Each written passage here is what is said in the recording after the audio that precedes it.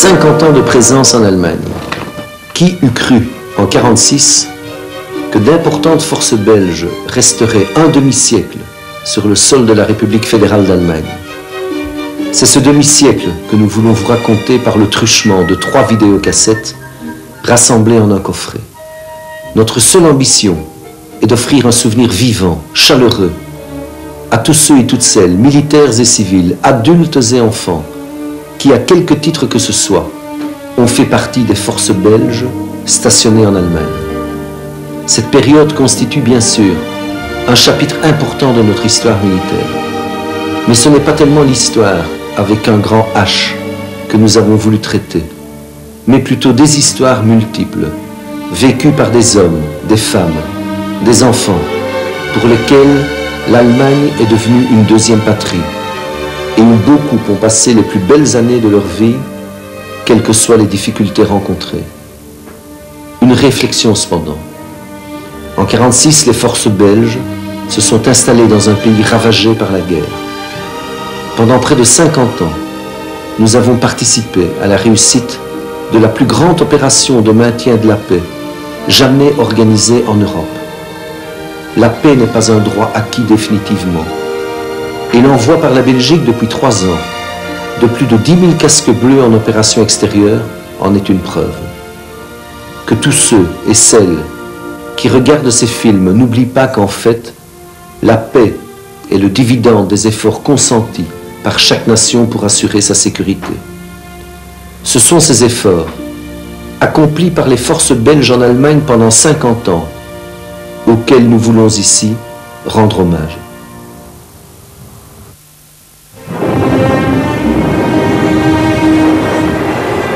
Signé le 28 juin 1919 et concluant 5 années de guerre mondiale, le traité de Versailles ne satisfait aucun des ex-belligérants. L'ambassadeur de France, André-François Poncet, déclara « Les Allemands briseront les chaînes dont on les charge aussitôt qu'ils le pourront ». La Belgique y perd sa neutralité de 1839, dont la guerre a démontré la faillite, mais obtient les cantons d'Eupen et de Malmedy et un mandat sur le Rwanda-Burundi. L'armée allemande ne peut plus occuper la rive gauche du Rhin, ainsi qu'une bande de 50 km de large à l'est du fleuve. L'Allemagne s'engage à réparer financièrement les dommages de guerre des Alliés. Devant les carences allemandes à respecter le plan de remboursement, la France et la Belgique prennent le contrôle militaire de la région industrielle de la Ruhr. À cette période difficile succèdent les années folles. La prospérité économique et un faux sentiment de sécurité paraissent s'installer, mais ils masquent les signes précurseurs de la crise. Les problèmes des minorités et des frontières n'ont pas été résolus. De nouveaux États ont émergé, les pays baltes, la Tchécoslovaquie, la Pologne, la Yougoslavie et la Hongrie. Ces nouvelles démocraties sont fragiles. La Société des Nations échoue dans son projet de désarmement général. Tous les germes du conflit à venir sont identifiables. Les crises se traduisent en autant d'attaques contre les régimes démocratiques. Face au progrès du communisme, on envisage le recours à des régimes autoritaires. En Italie, Benito Mussolini pousse le roi à lui confier le gouvernement du pays.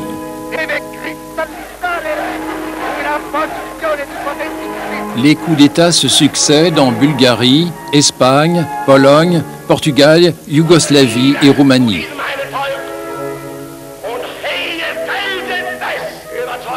Le national-socialisme apparaît en Allemagne en tant que mouvement anti-révolutionnaire et anti-parlementaire. En 1921, Hitler devient le président du Parti ouvrier national-socialiste allemand. En 1923, toutefois, son putsch à Munich échoue. Emprisonné, Hitler rédige Mein Kampf qui présente les thèses nazies. Il sera rapidement libéré. L'idée dominante en est l'antisémitisme. Hitler y prône la défense du sol, il parle d'une race de seigneurs et prêche la foi aveugle dans le Führer.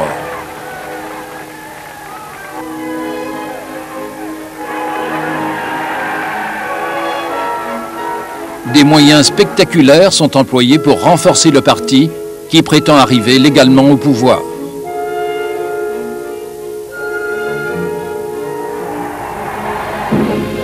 En 1932, le Parti national-socialiste est le plus puissant d'Allemagne.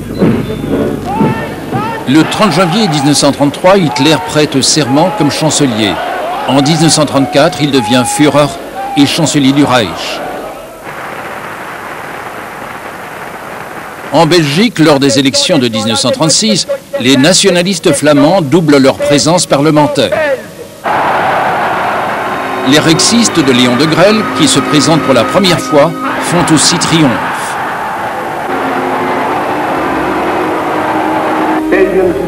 L'objectif immédiat de Hitler est la révision du traité de Versailles. L'Allemagne démissionne de la Société des Nations en 1933. Un an plus tard, la Sarre vote son rattachement au Reich. Hitler assure qu'il n'y aura plus d'autres revendications territoriales à formuler. Le service militaire obligatoire est rétabli en 1935. En 1936, l'Allemagne remilitarise la Rhénanie que les Belges avaient quittée en 1929.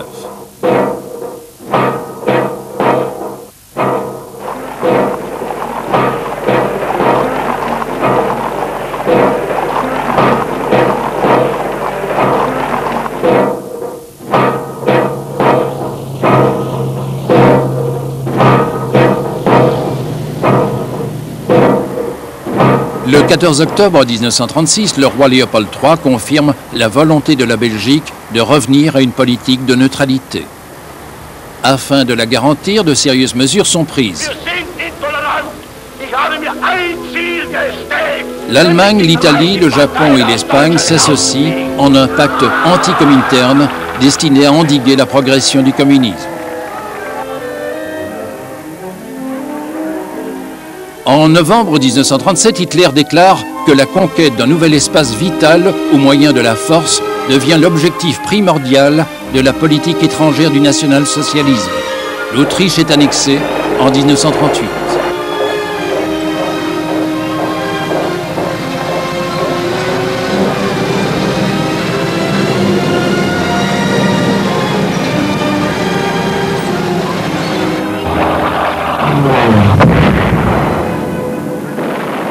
Engagée dans la guerre civile espagnole, aux côtés de Franco, la Légion Condor permet à l'Allemagne de fourbir ses armes.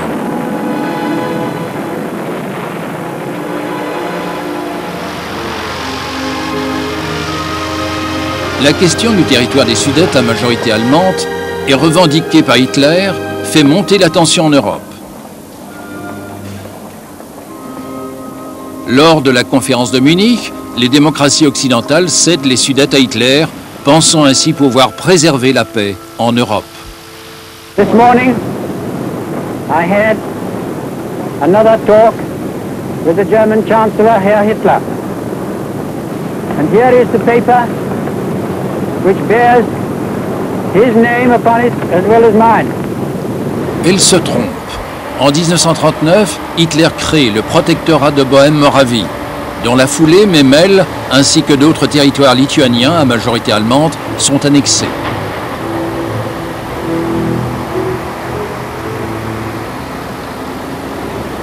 La Pologne est désormais menacée par l'Allemagne, qui revendique l'incorporation de Danzig au Reich et le droit de passage vers la Prusse orientale.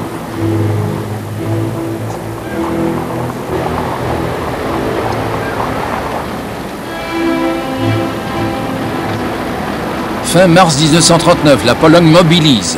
La France et la Grande-Bretagne promettent leur aide.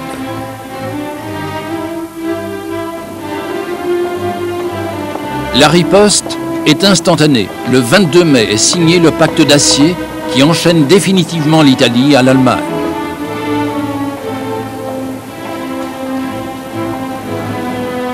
Mussolini en profite bientôt pour envahir l'Albanie.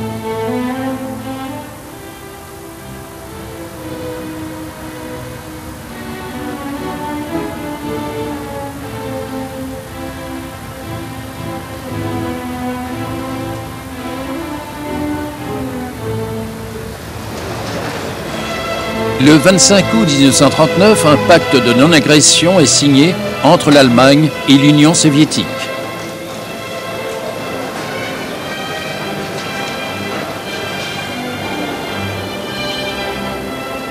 Le lendemain, la tension internationale provoque la mobilisation générale en Belgique.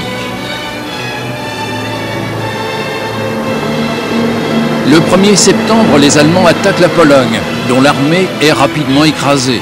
Les Russes en profitent pour les prendre à revers. Les deux agresseurs se partagent le pays.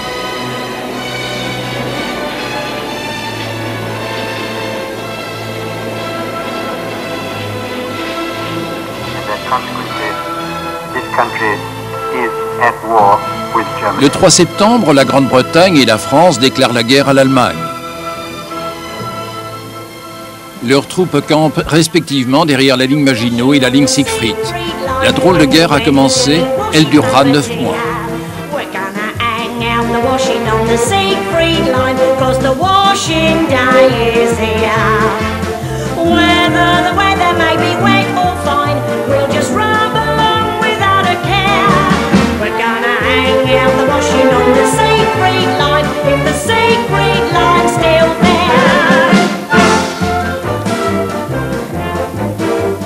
Everybody's mucking in and doing their job, wearing a great big smile. 550 000 soldats belges sont prêts à faire respecter la neutralité du pays. Pourtant, les responsables du pays y croient de moins en moins. En octobre 1939, des contacts secrets sont pris avec les armées françaises et britanniques afin de coordonner les différents plans en cas d'invasion allemande à l'ouest.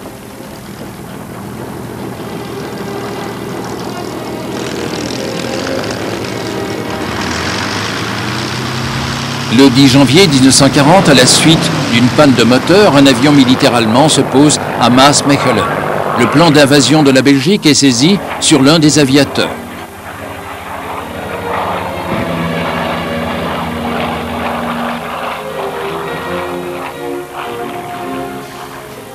La Belgique et les Pays-Bas mettent leurs armées en état d'alerte. L'offensive allemande est postposée.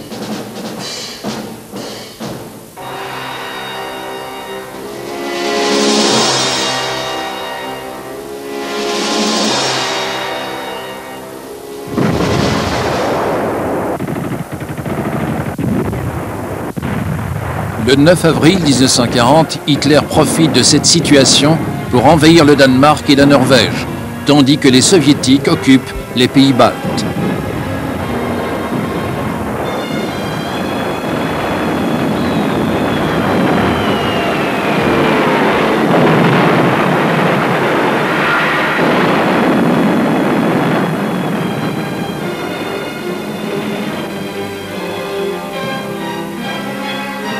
Prévoyant une réédition du plan Schlieffen de 1914, les Français et les Britanniques réitèrent leur demande de pouvoir entrer en Belgique. Le plan de l'armée belge est enfin adapté à celui des Français. La position Canal Albert-Meuse devient la position de couverture de notre armée. Elle sera défendue pour protéger les troupes alliées sur la ligne Kaoué, qui constitue la position sur laquelle se livrera la bataille d'Arrêt. Le 10 mai 1940, sans déclaration de guerre préalable, une attaque d'envergure se développe à l'encontre des Pays-Bas, de la Belgique et du Grand-Duché de Luxembourg. Selon les accords en vigueur, la Belgique fait appel à l'assistance franco-britannique.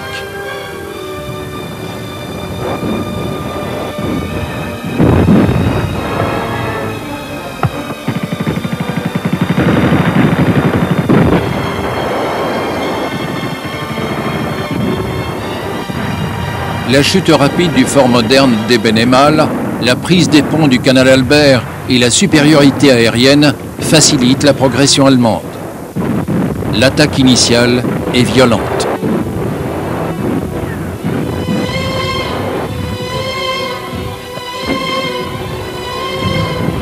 Personne dans les états-majors alliés n'a imaginé une offensive allemande au travers du massif accidenté et boisé des Ardennes. Les panzers se ruent en direction de la Meuse, qu'ils atteignent le 12 mai, malgré la résistance des chasseurs ardennais. La percée allemande oblige le commandement à accélérer le retrait des troupes belges derrière la ligne Kaoué. La position de Liège est abandonnée, les Pays-Bas capitulent le 14 mai. Toutes les routes sont encombrées de civils qui fuient les combats et qui se mélangent aux unités en mouvement dans le vacarme des attaques de Stuka. Devant l'avance allemande, le gouvernement belge envoie les troupes de renfort et d'instruction en France, soit plus de 200 000 hommes. Je suis sous-lieutenant à l'école d'application, sorti de l'école royale militaire.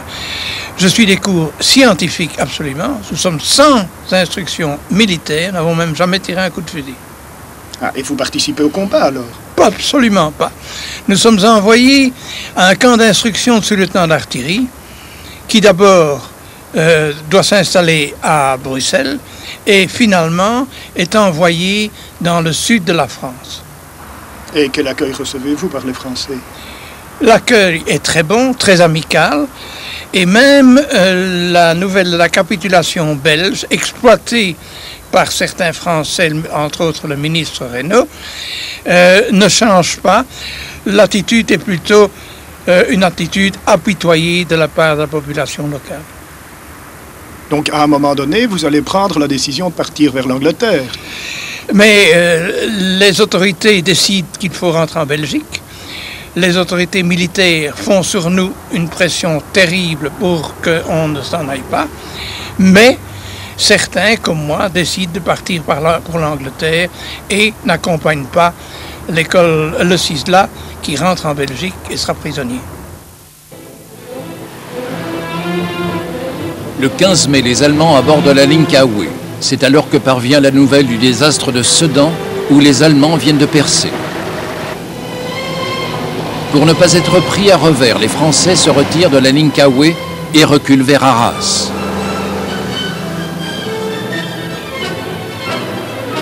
Les troupes combattant dans le nord sont acculées à la mer et menacées d'encerclement.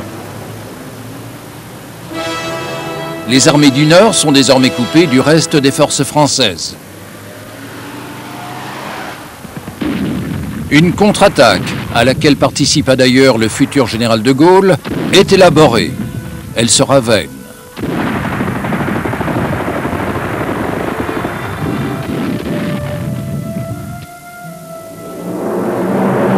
Après des replis successifs qui les ramènent sur la Lys, nos troupes sont chargées de protéger le départ des Franco-Britanniques de l'enfer de Dunkerque.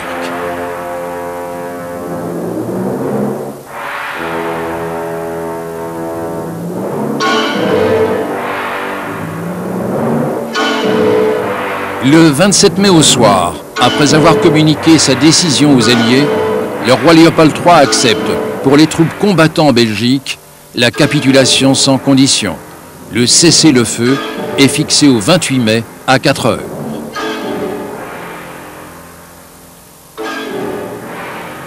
La campagne à l'ouest ne se termine pas avec la capitulation de la Belgique et le rembarquement du corps expéditionnaire britannique à Dunkerque.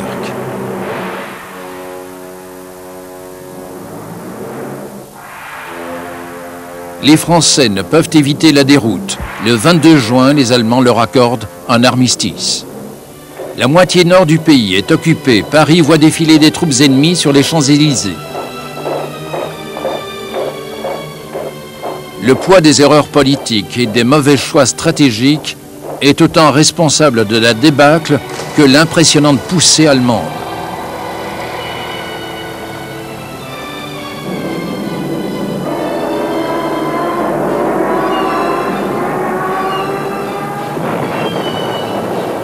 L'armée de campagne belge est prisonnière et destinée à être enfermée dans les Oflacs et Stalags du Reich.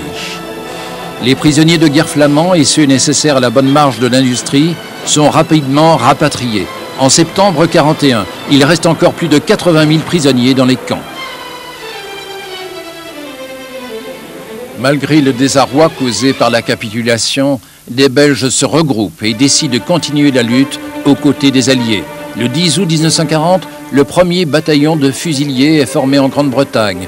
Un accord avec les Britanniques prévoit la création d'une brigade forte de 2400 hommes. Parmi eux, des Belges venus des Amériques, de la Légion étrangère ou arrivés des territoires occupés via l'Espagne et Gibraltar.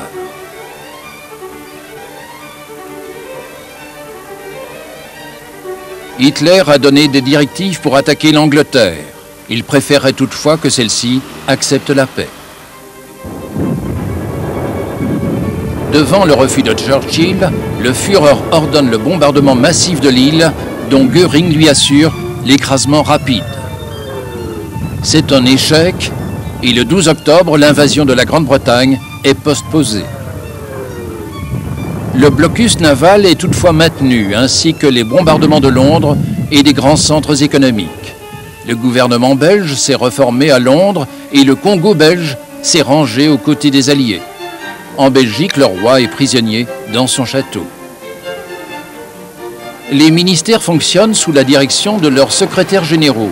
La gendarmerie continue ses activités. Un office des travaux de l'armée démobilisée, OTAD, est créé pour intégrer les démobilisés dans l'économie et l'administration du pays. L'office de renseignement et d'aide aux familles, au RAF, veille à l'aide matérielle et morale qui fait défaut aux familles des militaires absents. Dès l'été 40, de nombreux Belges s'opposent à l'occupant allemand et s'organisent au sein de la résistance clandestine. Avant la fin de l'année, des groupes de renseignement et d'évasion sont mis sur pied. En septembre 40, l'Allemagne, l'Italie et le Japon scellent entre eux le pacte tripartite qui les lie pour l'établissement du nouvel ordre européen et asiatique. Mussolini décide la conquête de la Grèce, mais devant les échecs de son allié, Hitler doit impliquer l'Allemagne dans la campagne des Balkans.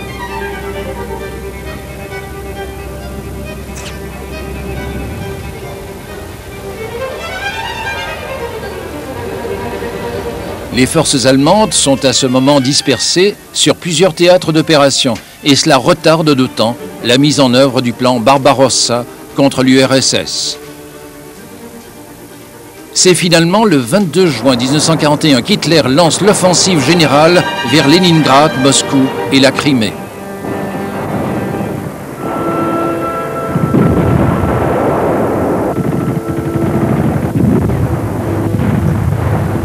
Pendant ce temps, dans le Pacifique, l'agression japonaise du 7 décembre 1941 contre les forces américaines de Pearl Harbor entraîne les USA dans le conflit aux côtés des Alliés. Le conflit devient mondial.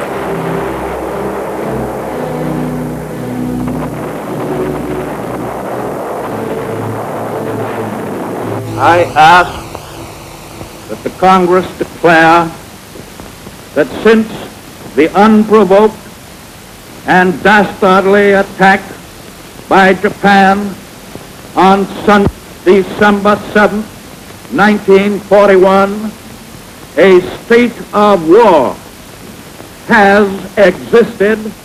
De Londres, des contacts sont pris avec la résistance belge qui se voit dotée de statuts.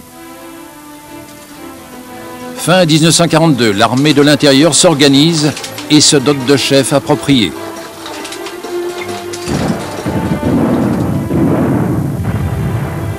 Août 1942, sur le front de l'Est, à l'offensive d'hiver soviétique succède celle d'été des Allemands qui atteignent Stalingrad sur la Volga.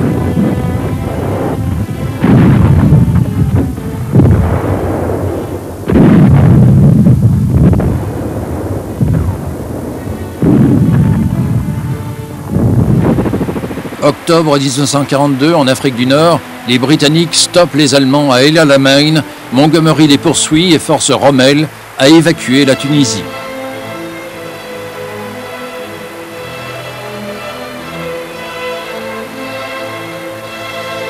Novembre 1942, sous les ordres d'Eisenhower, les Anglo-Américains débarquent au Maroc et en Algérie.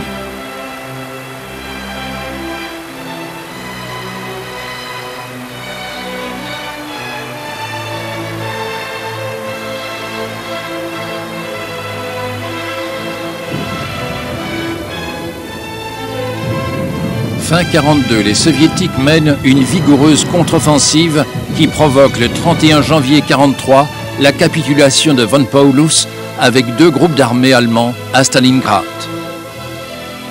Il s'agit d'un tournant de la guerre. Avec El Alamein et Stalingrad, la victoire vient de changer de camp. L'Union soviétique va collaborer et se joindre à l'alliance anglo-américaine. À la même époque, en Angleterre, le major breveté d'état-major Piron prend le commandement du 1st Belgian Independent Group. Ce groupement se compose de 3 compagnies d'infanterie motorisée, d'un escadron d'autoblindés, d'une batterie d'artillerie, d'une compagnie génie, de trains et de services. Bientôt appelé Groupement 1, l'unité poursuit son dur entraînement dans un climat de revanche en vue de l'invasion de l'Europe. En juillet 1943, les Alliés débarquent en Sicile. En septembre, ils sont en Italie, où après la chute de Mussolini, le général Badoglio obtient un armistice.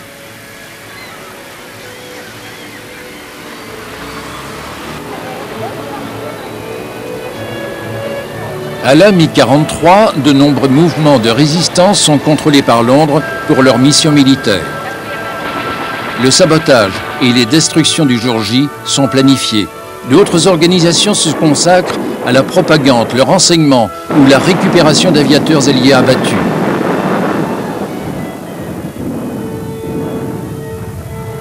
À l'Est, face aux Soviétiques réorganisés, les Allemands désormais sur la défensive perdent du terrain.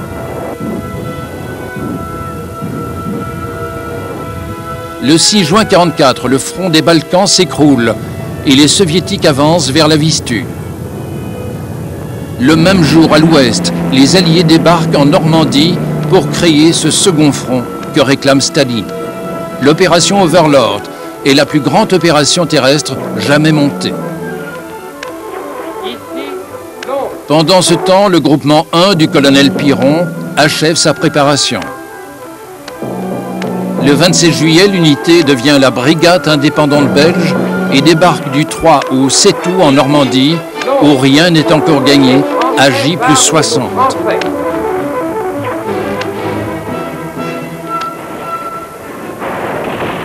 Dès qu'ils parviennent à s'extraire du bocage normand, les Alliés entament une vaste guerre de mouvement en direction de la frontière allemande. Eisenhower, ancré dans sa conception stratégique de front large, opère un débarquement en Provence.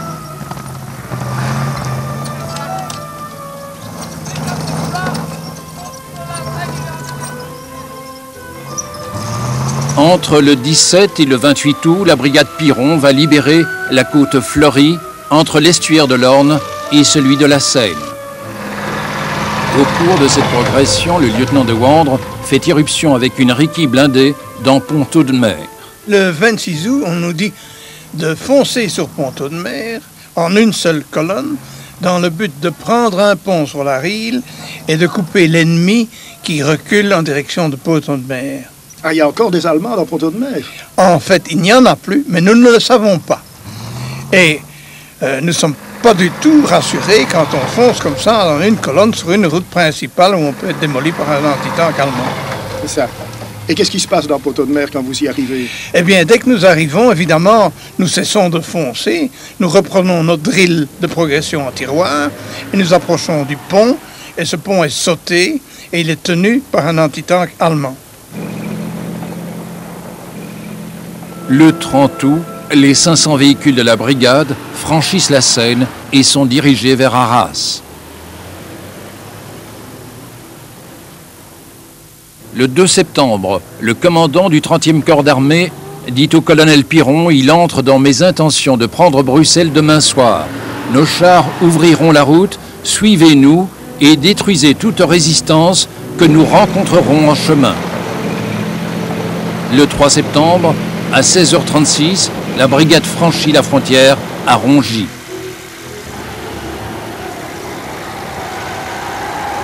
Le 4 septembre, dans la foulée des Anglais et sous les folles acclamations de la population, la brigade Piron entre dans Bruxelles.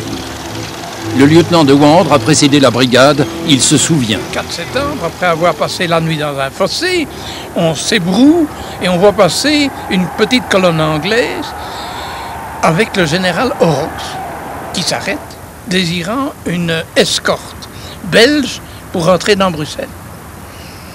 Je suis désigné, je pars et je fais en un temps record Petit Anguien, Bruxelles. À l'arrivée dans Bruxelles, ça a dû être formidable. Qu'est-ce qui s'est passé? C'est absolument incroyable. Les gens sont déjà amassés sur notre passage et tentent désespérément de nous arrêter et de monter sur nos véhicules. Or, j'ai reçu ordre de ne pas perdre de temps et d'amener le général Horrocks rapidement au château de Laken. Au château de Laken? Oui. Vous y rencontrez qui? On y rencontre la reine Élisabeth. Contre toute attente d'ailleurs, on rencontre la reine Élisabeth qui se précipite, nous embrasse, se fait présenter tout le monde.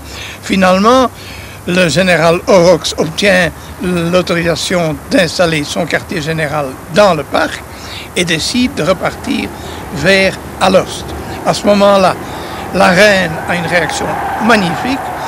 Elle ne veut pas que nous partions sans avoir prévenu nos familles que nous sommes à Bruxelles. Elle fait ramasser toutes les adresses et on verra ce jour-là, ce matin-là, un message à nos familles.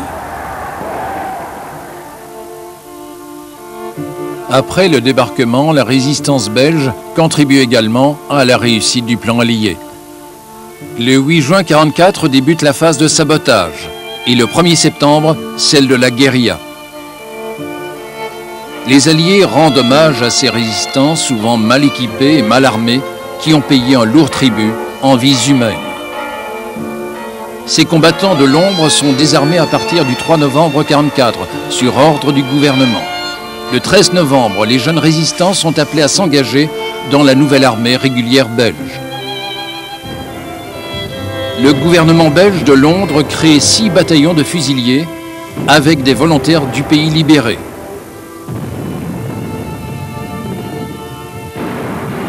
Trois sont mis à la disposition du 21e groupe d'armée britannique et les 3 autres du 12e groupe d'armée américain.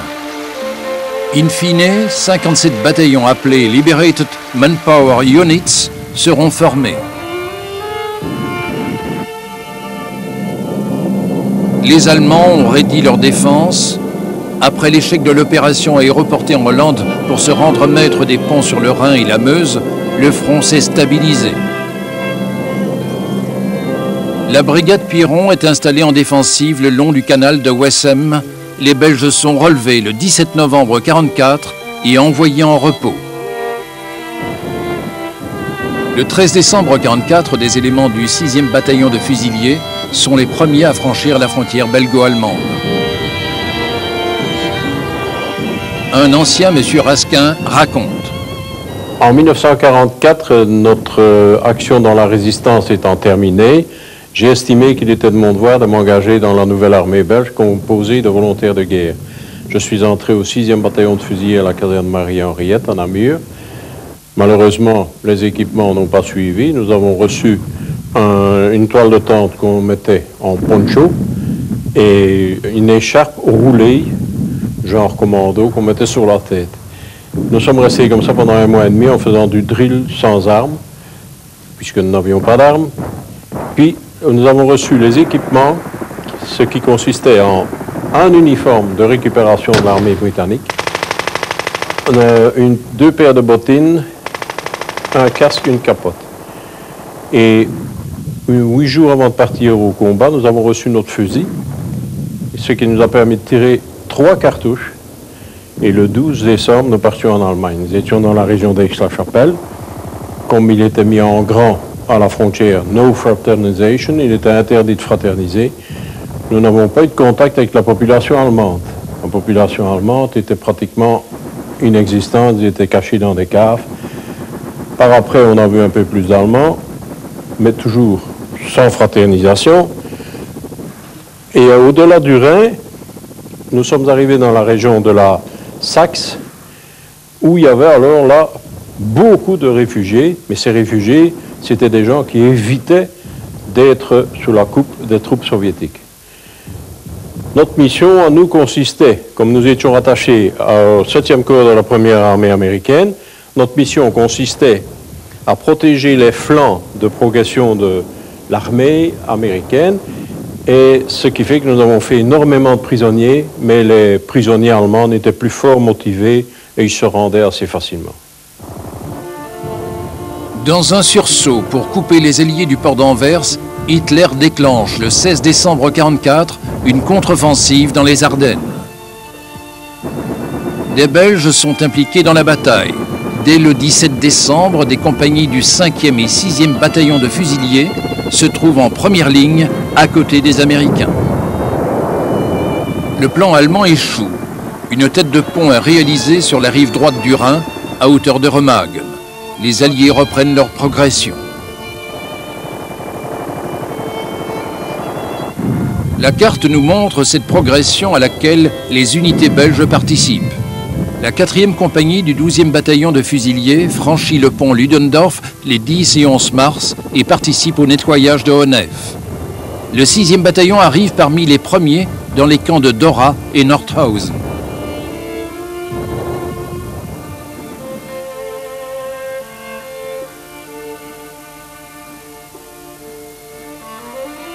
L'émotion est considérable à la suite de la découverte du système concentrationnaire nazi. Le drame des camps d'extermination est mis à jour et dénoncé. Sur les traces de Patton, des compagnies du 17e bataillon atteignent Pilsen, en Tchécoslovaquie, début mai. Le 3 avril 1945, la brigade Libération commence sa seconde campagne de Hollande.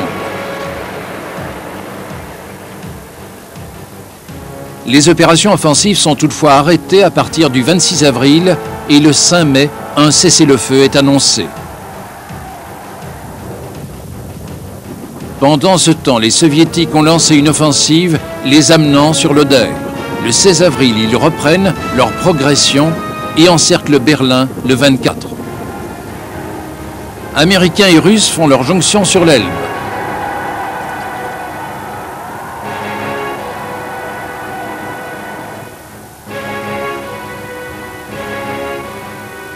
Le partage du Monde a été décidé en février 1945 par Churchill, Roosevelt et Staline à la conférence de Yalta. Les Soviétiques occupent la Pologne, la Roumanie, la Yougoslavie, la Hongrie, l'Autriche et la Tchécoslovaquie. Dans l'armée belge, qui se reconstitue principalement au départ de la brigade Piron, les compagnies d'infanterie et du génie deviennent des bataillons, les unités d'autoblindés et d'artillerie, des régiments. Depuis son engagement initial, la brigade Piron a eu 90 tués, 38 disparus et 2039 évacués pour blessures.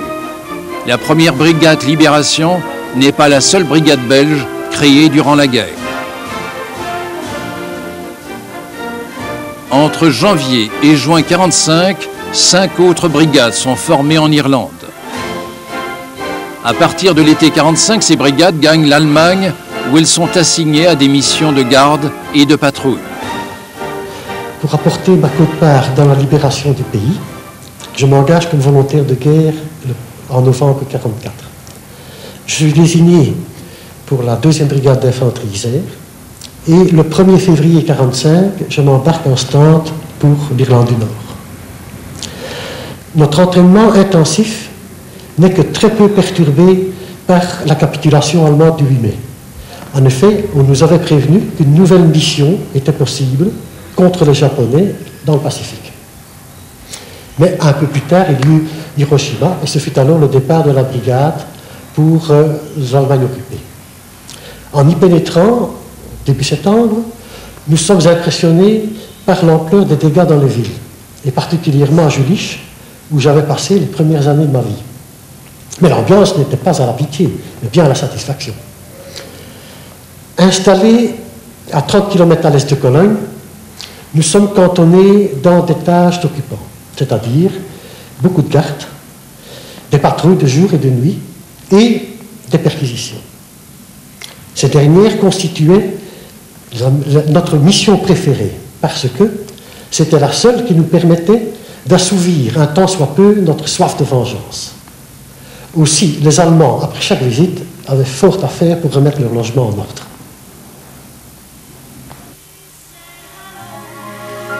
Le premier corps d'armée se crée au départ de toutes ces unités qui, au printemps 1945, participent à l'occupation de l'Allemagne.